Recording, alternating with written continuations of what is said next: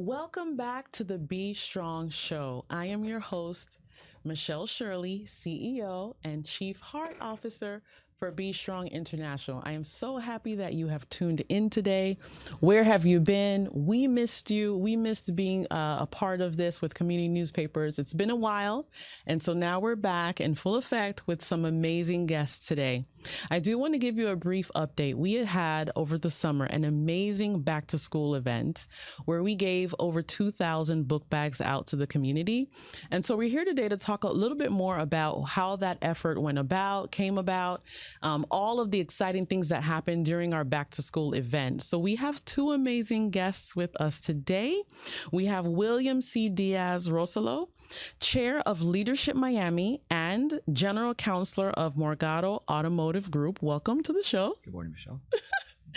And we also have Ozzy Martinez, member of Maximize Miami, right? Leadership Miami alum, Vice President, Market Manager at Grove Bank and Trust. Thank you for being here. Thank you for having me.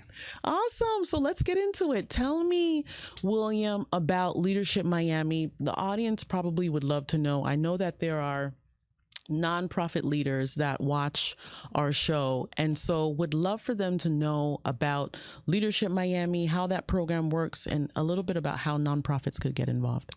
Sure. Thank you, Michelle, and thanks for having me. I'm a proud representative of the program. It's now 46 years strong. Wow. For 44 of those years, it was a one-year program, almost 1 year, that ran from October to June. In the last 2.5 years, it's changed to a two-cohort program that runs consecutively beginning in August and then also in February and running for about 100 days. Ozzy participated in LM45 spring. Nice.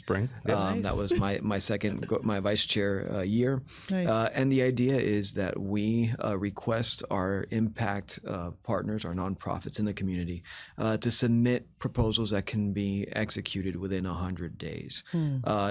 We ask for not fundraising projects, pure fundraising projects, but ways that we can impact the nonprofit from a programming or from a capacity standpoint. Nice. And then we have them present to our cohorts that range around the 50 participant range in a fair, and it's a way for them to not only get selected for partnership with one of these, typically 4 to 5 teams, but it's a way to present now to a host of new potential donors, young board members. So Nice. even if you're not selected, that's now a seed planted in the mind of the up and coming leadership class in the Miami-Dade County community. And if they're selected, then the teams will partner with them to execute a community project. Right. The way we have always looked at it is through the execution of a community project, it's an experiential learning, and it really invests you in not only a segment that you may not have been aware of, or a problem that you may not have been aware of, but now you're a problem solver. Right. And now you've truly become interwoven into this really complex tapestry that is Miami. So I'm beautiful. This year's chair, and I stand on the shoulders of incredible chairs before me, from the ones who, my chair was Felipe Basuto at TD Bank. Which I love. Yes, Hi, I'm not Felipe. going to say anything about TD Bank other than it's a wonderful bank. Right. But shout out to First American Bank. My father is one of the executives there. And to Keith Fletcher, who is now with Boys and Girls Club, and to my predecessor, Brandon Mitchell. I'm really blessed to have learned from so many great ones. And now the reins are mine, and I'm hoping I'm doing well with it. Well, you did absolutely well, because we were so proud of the group that we had, which is why Ozzy is here with Maximize Miami. Before I speak to you, Ozzy, I want to ask you a little bit more about what criteria does a project need to be selected? Because I'm sure that there are nonprofits that submit all sorts of things. So apart from the fundraising, which you've made us aware of, what are some examples of projects that you've seen that have been selected, or that they can know that they need to align themselves in such a way? That's a great question. It's a question that we confront every, and it's an opportunity for us for every cohort. We want to make sure, one, it's not pure fundraising. We want to make sure that our participants are actually getting involved with, if possible, because there's certain projects that we've had in the past where the community is so sensitive, actual interaction and engagement is a difficult hill to climb, but that doesn't keep away from impact. So we want to make sure, for example, that the participants are actually taking part of creation, whether it's programming, whether it's capacity building. So oftentimes we'll see a room that needs to be built out so that you can increase or add new programming or increase your ability to serve a certain segment of the community. That's with Ozzy's team, it was adding an additional layer to the backpack program for Be Strong. So now the outreach is growing bigger, and the locker room, which was a really nice touch. That's the aspect of creation that intrigued us as well. And so it has to be executed within 100 days. It has to be sustainable. So in other words, the way we look at it is we're going to hand you the keys to this new program. It's going to continue beyond that. And when you do that, you now start talking about a team's legacy, which is not a word that I really wrapped my head around until I went through the program in ye old days. So 14 years ago. So those are sustainability, executable within 100 days, the sweat equity, however that looks, and engagement within the community that you're serving. Right, because some of the nonprofits that I saw had more of, like you said, the building, the painting. I've seen other groups redo like a teacher's lounge, gardening projects. So really, I love that hands-on effect where they all get to dig in and really be a part of what's going on, the mission. And there has been a lot of elbow deep into construction, but we've seen more than that. Programming is a big part, and it's intriguing to us, especially in this model. Program creation is one. Bully 305, which was a few years back, was a campaign that started through a Leadership Miami team. So it's not necessarily putting up stucco and drywall. You can actually help impact communities by creating fairs, by creating events that will go on and attract more. Nice. Very nice. I love that. So Ozzy, you're up, right? I want you to talk a little bit about like what made you want to be a part of Leadership Miami. Did your boss say, hey, this is something you need to do? What was that buzz like, and why did you join? So for me, my boss was the one who actually recommended it. So I However, I would say that for me, I was born and raised here in Miami, right? And we have a need to help and to really impact families here in Miami and to give back to the community. So for me, that aspect was the main reason why I decided to join. And on top of that, it's a great leadership program, right? So you get together with like-minded folks. You have a goal. You work with a nonprofit, right? And it's just a great experience. So someone who hasn't done it before, who hasn't been involved in the nonprofit world, I definitely would recommend for you to dabble and really see what it's about. Our communities are very lucky to have nonprofits like Be Strong International that give back to communities like South Dade, Miami, and all that. So for me, it was a great experience. It really opened my eyes to the need that we have to help our communities. And with Be Strong, it was giving the backpack, right? Having the backpacks, providing over 1,000 book bags with high quality supplies to the children of South Dade, right? Because in order to be successful, you need to be prepared. And for us, that was, that really resonated with us. So that's how I kind of decided to join, and I'm happy I did. Yes, and we are too. You guys went all out. We were amazed at what you all presented. Even at the fair, it was just amazing to see all of the momentum around us. It made us feel so special to know that these were individuals that truly cared and wanted to lend a hand to the mission. I want to ask you, though, about the lift that it took. Like, you still had your day-to-day job responsibilities. Absolutely. You have your at-home personal life. You're working with 20 or 30 other, individuals that may not always be like-minded, right? Different personalities. Absolutely. How did that work for you to, make this event successful? Yeah, well, for me, it was a little bit more challenging just because, during the opening conference, I got a call from my wife saying, hey, we're having a baby. So it was a very hectic time for me, but it was, yes, thank you. She's 6 months now, though. Like I was telling Will, the 100 days goes by very fast, right? So it was, that was definitely one of the challenges, because you're so preoccupied with your day to day. But it was very important for us. We, as a team, my team, first I got to say, my team was great. We all stepped up to the plate. We played on everyone's strengths, and everyone contributed and carried their weight. So I was very blessed to have a great team, right? And for the most part, we had over 1,000 hours dedicated to not just fundraising, but meeting and planning, and how can we impact Be Strong International, and how can we keep the legacy going, right? Right. And for us, that was the goal. So even though we had obstacles along the way, the mission was clear, right? We had a goal, and we were going to get it. And luckily, our goal was to raise over $15,000 to fund over 1,000 book bags. Well, we doubled that. We did about $31,000 in fundraising, which was great. It was a great experience. And it got me out of my comfort zone. I'm not going to lie. Right? I had never been in the pressure to ask for money. Yeah. So, it was new to me. And I was telling Will a little bit earlier, at first I was very hesitant, and I would apologize when I was asking for funds. But I had a friend of mine who told me, what are you apologizing for? You're doing something great. And for me, that kind of turned the switch. Wow. And at that point, I just started asking and asking and asking. I think my team did the same thing, and we were able to balance our work life and surpass our goal. So it was very fulfilling.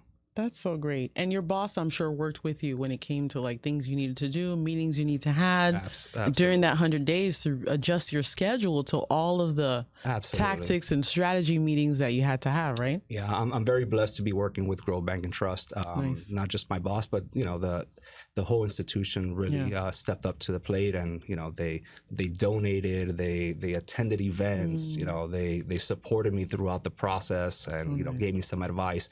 So I'm very fortunate in that aspect, and it definitely helped me with my career. The leadership aspect of the program is just so amazing. You really learn how to work with different people, and work to their strengths. And sometimes part of being a leader is taking a step back and letting some other people take the role, right? So it was definitely some learning experiences there that I'll take with me from my professional career. That's awesome. That's awesome. And congratulations on your baby coming soon. When's the due date? No, she was born. She was born already. She was born during my opening conference, right? Okay, nice. Very nice. Aw, I missed that part. That's awesome.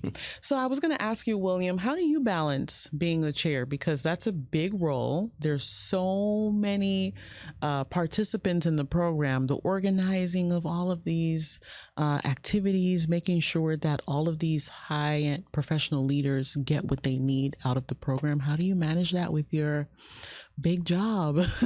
I don't. I say that half serious. So first of all, I go back to my actual opening conference, and I'm gonna forget the speaker, but this person said it's balance is a fallacy. It's juggling. Right. And the reason I say I don't is that this is not about me or I. I have a spectacular vice chair in Julissa Rivera from the foundation. Oh, I mean, she's great. We love her. I call love her Brandon, who was my chair, Brandon Mitchell from Future Caucus, and I call him every day. I'm like, I'm really sorry. He's like, why are you sorry? Because I was a terrible vice chair compared to what I have. And my executive planning committee, which is 29 strong, that's one of the things I did was increase the ranks, because when you have two cohort, 200 days, there's going to be some attrition. So you want to just not only have more people, but you want to have more talented, compassionate people. So to answer your question, I don't. Between Stephanie Para and between Stephanie and Tanya at the chamber and this incredibly talented EPC, creative, assertful, that's how we do it. That's awesome. We have a great team. We're a great team together. That's awesome. So how then would I guess the for-profit entities get involved? How do they find out about this, especially if they may not be necessarily a member of the chamber? Does that affect them wanting to have their team members like Ozzy be a part of this in any way? Is there a cost? Talk a little bit more about that process. So you don't have to be a member of the chamber to be a part of the program. Okay. It does help from an exposure standpoint. Okay. We run applications. I believe it starts in May for the fall cohort, and applications will start going out in October for the spring. Okay. Fall happens in August. Spring starts in February. Okay. The cost depends. So we have a price for nonprofits, and you can reach out to Stephanie Parra for the cost, but it's slightly south of $3,000. Okay. And then there's just a more reduced cost for nonprofits and entrepreneurs. And through the South Florida Progress Foundation, the chamber administers the program, but the program really belongs to the South Florida Progress Foundation. Okay, wow. We also have scholarships they're not full ride scholarships, but Right. they're 50% scholarships, so we can help in that respect. That's we nice. take applications for those scholarships, and we make determinations based on those. That's applications. awesome. So I'm assuming you're getting professionals from every direction, every sort of business that there is, correct? We do. We get a nice variety. We get a lot of bankers, a lot of attorneys, but we also get a lot of entrepreneurs, a lot of self-starters, nice. a lot of nonprofit companies as well do submit. I will say the one difference that I've seen, what we're starting to see a sea change in, is perhaps because we've artificially shrunk the classes to 50. Right. I Ozzy was voluntold. And if you go into, so shout out to Alfredo Gonzalez, back in the day at Adorno and Yas. If you go back a few years and say how many of you were voluntold, you'd get better than 60 to 70% raise their hand. In this cohort, I would say less than 20% raise their hand. So you're starting to see people who are actually seeking it out, or companies who are actually seeking it out. That's really good. That's really good to know. Wow. I guess the other question would be, when it comes to the actual courses that you all are offering, because he's saying that he learned, amazing leadership skills. Do you have professionals that are coming in and teaching just about leadership and strategic planning? Like, what happens when they're not with the nonprofit working on some of the details of the activity? I'm so glad you asked that question. So we have 3 to 4 sessions in a cohort, depending on how the months fall and the holidays fall. Those are almost 8-hour days. And we have either we have subject matter experts come in to discuss certain topics impacting Miami. Through the chamber and their committees, we can identify the issues that are really the opportunities that lie in Miami, both from a socioeconomic standpoint to a business standpoint. Gotcha. And on top of that, thanks to the efforts of our president, or the chamber president Alfred, and then our prior chairs Ashaki and Jen, we created a university partnership. So we reached out to our local universities, from FIU to St. Thomas University. I'm going to try to name them all and fail miserably. St. Thomas University, Barry, Miami-Dade College, Nova, and Florida Memorial. And we developed programming through their own leadership institutions or leadership programs to come in and help. So for example, Ozzy's class, we have something called Project Pitch Night. So the idea is that each team gets 5 minutes to present to a board of judges to give an elevator pitch for their project, to get some seed funding for their project. Very nice. Kind of like a Shark Tank. I can't say that. Okay. It's a wholly original, inspired. Okay. I won't say it. I'll take that back. Okay. And we invited Don Donaldson from the University of Miami to prep them, both from a public speaking standpoint, because many of them don't have the benefit of a law degree and a law education. Be able to make their case. Exactly. Right? And then he came, and then sadly he was ill for a couple of days. I think he had pneumonia, and then they had to rely on me to come in for 30 minutes the next day. And we ran all 5, I think it was 4 teams, Wow. 30 minutes back to back, starting at 6:30 to whenever it took to run them through it. And we had a really good outcome, not because of me, but Don Donaldson, that additional curriculum has really helped That's them out. And it's one of the many ways we try to educate them. That's as so well. that's so nice. Yeah. I almost see that the price that they're paying, the ROI is so much bigger, that small investment just really changes, like it did, your perspective on Miami, the way you think about asking for money. Now you have skills to pitch. Now you have skills to work in teams, right? With people of all different personalities. I mean, if you were to pay individually for a consultant or a mentor or a coach, right? It would be so much more. So that's so amazing what you all are offering at the chamber. I want to ask you really quickly, like, tell me a little bit about pitch night. Were you part of that? Yes. What was bubbling up inside of you? How did that kind of the same feel? feelings before I got into this show today. But like you mentioned, Don gave such great advice at our event, and we were able to present to him, right? Yeah. So he gave us some ideas. He sat with us and he kind of coached us on how we can approach the pitch, right? And it was a great experience, right? We came together as a team. We created a committee for pitch night. We ran, different.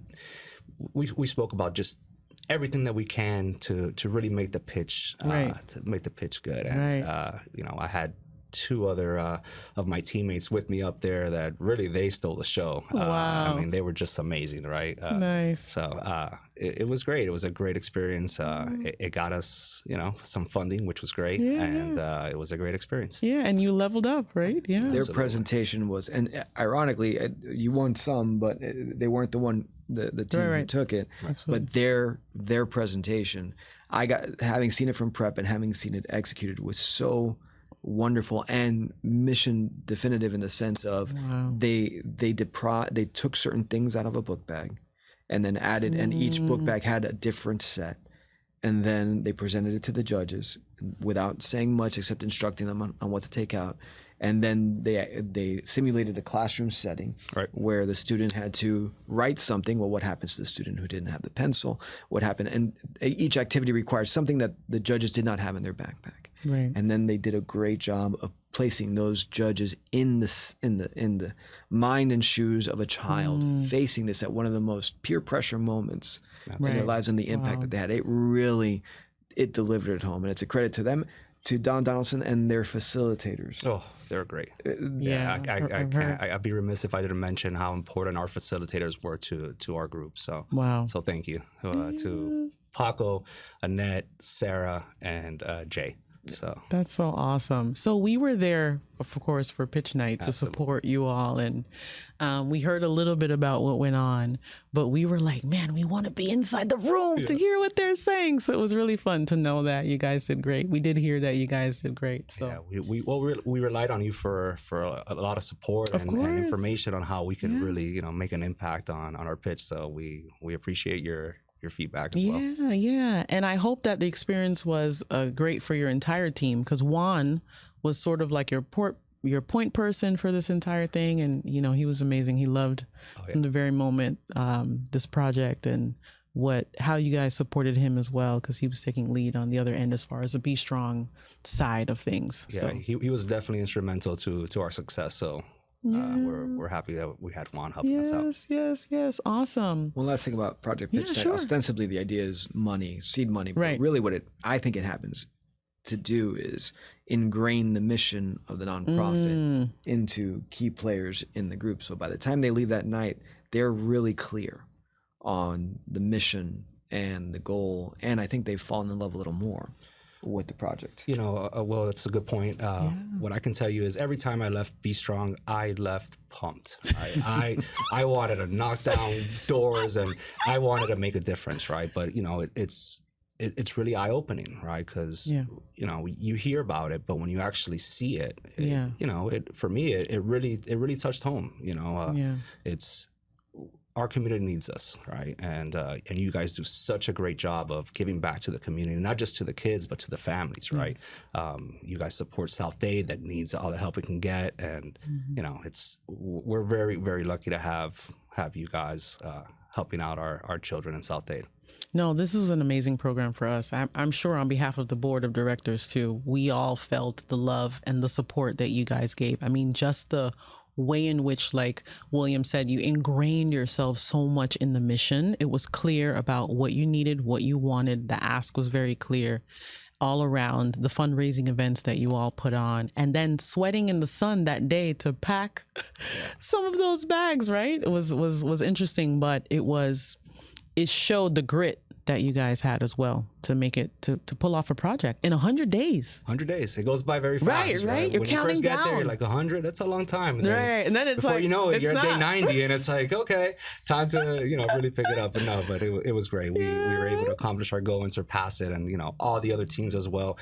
The great thing about the program is that everyone wins, right? And I know that's a little cliche, but really it's the community that wins, right? Yeah. But it's the truth, right? And Cheers get booed when we say that. Because the professionals are so competitive, right? Type A's, I felt it in the room that night when they were releasing like the winners. I was just like, this is intense. It was very competitive, and but it makes it fun too. It makes it fun. Absolutely. And the reach that you all have in that sense, in that regard, is just amazing. It's absolutely amazing. And I know that there are many nonprofits that I think from that point on see projects too in a different light. Like, we learned so much about how you all pitched it that we were like, man, we never thought about pitching it this way to corporate entities and doing certain things to make people aware of the importance of kids being prepared for school academically, right? We're used to, this is what the need is, and and that's it, and trying to rally the community around. But the way in which the poem that you guys found, oh my God, like some of those things, we were like, what is happening? Like, this is amazing. Like, it took our program to a whole nother level, where now we don't want to go back. We're going to use that poem each year. We're going to make sure that people are aware of the need for kids to be fully prepared. It was just incredible. Yeah, and I know for our team, Maximize Miami, we want to continue to be a part of it, right? So it doesn't just end at the 100 days. Like, we want to continue and be a part of your mission and really, help out as much as we can. So, well, we're not letting you go. We have all your emails, right? And so we'll be letting you know about upcoming events as well. Absolutely. I know we're winding down on time. I did want to switch gears to our Social Yaks game, where the audience can get to know a little bit more about you. We may not get through all the levels, but if you want to, we can just start with picking the first question, breaking the ice for a team. The audience is to get to know you a little bit more. So if you want to go first, Ozzy, you can. Sure. So pick that card there, read it to the audience, and then answer the question. Let's see. It says, who do you admire most in the world and why? It'd be my mom. My mom was a single mother with 3 kids, and just her determination and her strong will and grit to teach us and really instill morals and values and hard work. That for me would never be forgotten, and it's definitely helped me. It's helped me in my my career and also my personal life as a father, right? I want to mimic all the great things that she did. And, I'm very blessed to have a great mother. So my mom. That's beautiful. That's great. That's really great. Go ahead, William. You're up next. Oh, okay. This is actually easy. When was the last time you laughed so hard that you cried? I constantly do. Really? I listen. You don't look like the type. My uncle, God rest his soul. What? You don't look like the type. See? Yeah. So I do. I am maybe.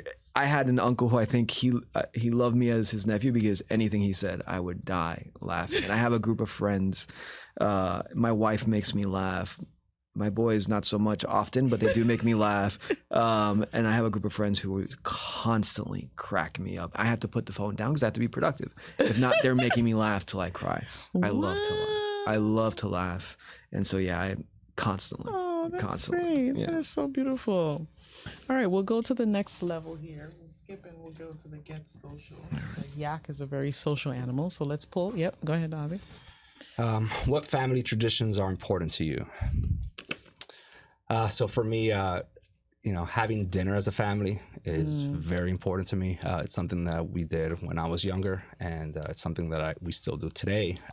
So definitely just having that time where you put down the phones and you focus on what's important and, you know, what's happening, and, you know, just have that time to connect with your family. For me, you know, having dinner together is definitely the tradition that's important to me. That's nice. That's nice. And we need to make time for that more these days, right? We're all busy. We're all in a rush. Calendar is on overkill, right? That's right. Trying to find ways to bond with family is really, really important. That sit down dinner. Yeah, really nice. Go ahead, William.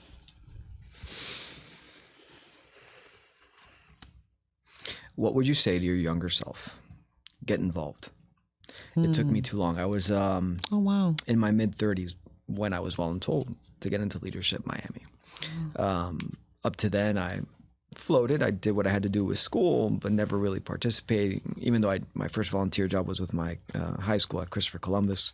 Adelante, obligated to say that. Yep. But really, service was not something that spoke to me until I went to Leadership Miami, and I realized that this life was so much beyond you. And I started thinking of terms of legacy. And then through my church, St. John Newman, my parish, I became more involved. So yeah, serve. Yeah. There's a saying, faith without action is death, right? Yeah. So action, getting involved, Yeah. that's key. That's beautiful. Yeah. And I think what you guys exude is that it can be done in the simplest way, right? It's just understanding what the need is, and calling up maybe a nonprofit and saying, hey, I'm willing to support. How can I support? How can I volunteer? What can I do? You know, I think sometimes we make it like what you're saying, like it's scary. We're not aware of what the need is. Someone has to kind of say, hey, you know, this is an opportunity. But at the end of the day, I think it's important that if we all do a little part, how much stronger and more amazing would our communities be, right? So really good stuff. All right, I'm going to have you pick one more from the Dig Deeper because we're running out of time. But very nice. Uh-oh. What do you look for in a partner or friend? For me, I would say values and morals and loyalty. I mean, I guess the list is long, right? Yeah. But we'll stick with those three, right? I think having great morals and great values is something that I look to have. You know, it's important, right? You have to be loyal. You have to have good values and good morals. So that would be it for me. That's true. And you're leaving a legacy for the people who are coming behind you too, in your workplace, for your family, right? And so that's important. That's really awesome. Okay. William? Looking back, was there a turning point in your life? Two, very quickly. One involved my father after I pulled my last D in high school, and he had me create a hole in the ground to dig a lemon tree in, and said, either get your grades or you'll be digging holes for the rest of your life. The tree died 2 weeks later. But really it was May 5th, 2001 when I walked into my apartment and I found the room lit by candles, and my wife was standing there, and my girlfriend at the time, and she said, guess what? And she'd let me know that we were having a boy. We were having a child. We would find out a boy later. And, 24 years later, 23 years married, 3 sons. It was an absolute 180 that ended up being an incredible blessing. Wow. And I'll throw in there the day that Alfred Gonzalez came by my office and said, you're going into Leadership Miami. Oh. I heard that part about my last D, right? That digging a hole was very threatening, right? Life-changing, no more Ds, honors, right? Honors from then on. I graduated Columbus with honors. So high five to you. That is amazing, right? And and I think what I love about your story is that it took a very creative way to show you what could happen, but the potential was there all along. Yeah. It was there all along. It just needed a little push. Thanks, a little Dad. push, right? And I think that's what our community needs, right? The potential for our communities are there. It's always been there. Just need a little push, right? And it comes from people like you, Ozzy, right? Who are there and willing to say, I'm willing to raise my hand and serve and be a part of something so that we can push and make sure that we're united, we're loving on one another, we're supporting one another, right? So with that said, we are going to close out our show. So thankful that you were able to be a part of it today. Thank you for having us. William, if you want to say any last words about Leadership Miami, you can. So for the professional side of it, I'll leave it to Ozzy. Ozzy's a perfect example. To our nonprofit partners, to those that we have, or to those who are thinking of applying, please do. I know it can be intimidating, but really, you're talking about partnering with 10 to 12 type A personalities who are willing to give not only their time, but find you the resources to help you build from a programming or capacity standpoint. Do not lose that opportunity. I know it can be intimidating. I've heard firsthand that the first thought is how, but we not only find the why, but we find you the how. All right, so please apply. We can't do this without you, and we really want to make an impact. I love that. I love that. Ozzy, any words for those who might be shaking their boots and shaking in their boots and saying... It's going to be normal for you to be a little bit nervous, but I definitely encourage everyone to participate and really give back to the community. From a leadership standpoint, you're going to grow. You're going to get some real great skills, and you're going to give back to a great cause. And I can't tell you enough how great of a feeling that is. So if you're thinking about it, like Will said, don't hesitate. Just do it, right? Get that little push like Will's dad gave him. So definitely something for everyone to give a shot. I love it. I love it. Well, this concludes our show. I'm so thankful again for you all saying and agreeing that you will be guests today. Leadership Miami is an amazing program. You've heard so much today. Hopefully you are inspired to go out and serve your community in the best way you know how. We'll see you soon.